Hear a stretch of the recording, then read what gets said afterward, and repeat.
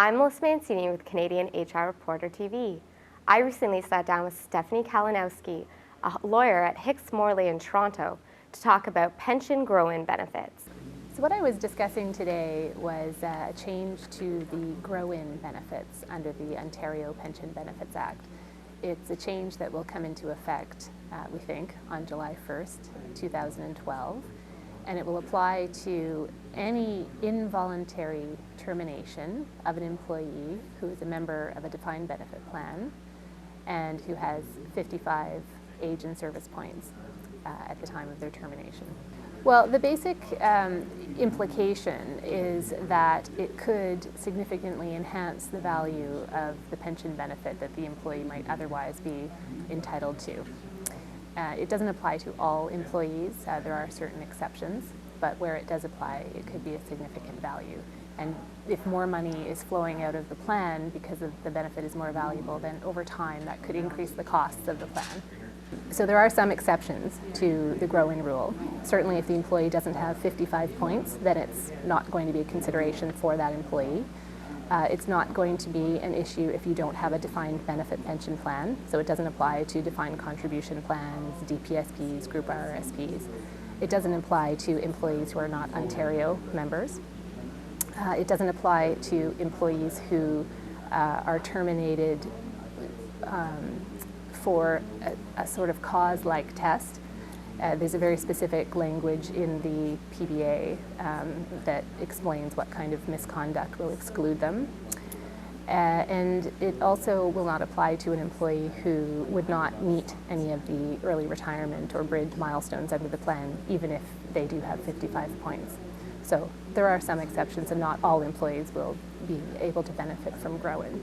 What it does is it allows the employee to qualify for special unreduced early retirement benefits or other early retirement subsidies or bridge benefits that they might not otherwise be eligible for. And I do an analogy of back-to-school shopping. It's like when you went back-to-school shopping with your mother and she'd make you buy clothes that were one size too big. So they didn't fit you at the time, but you will grow into them. And that's sort of what grow-in does. It allows you to hit a milestone in the plan by projecting age and service forward as if you had continued to work, even though you had actually left. There is some concern in the industry about this because right now grow-in is only linked with full wind-ups or partial wind-ups. So it's only members who are terminated in the context of those types of events that are affected. But once this change is in force under the PBA, it will apply to a much broader range of employees. And so employers are somewhat concerned about what the costs to their plans might be. And it significantly could enhance the overall total value of a termination package.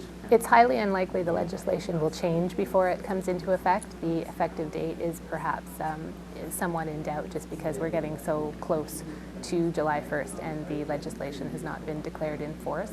It could affect terminations now, however, because depending on how they're structured, the employee could be eligible for grow-in if certain things occur after July 1st or whatever the date is that that it winds up being in effect. So some employees who are being terminated now could, if they're on salary continuation or their employment standards notice period falls outside, on the other side of the effective date of the change, they could be eligible for the new enhanced benefit. In terms of internal preparation, I think first of all you need to understand your pension plan and understand what kind of early retirement and bridge subsidies there are and how those work. Once you understand those, then when you are looking at terminating an employee, you need to look at their age and service and think about how grow-in might apply. So does it or does it not? And if so, what the implication is for that employee.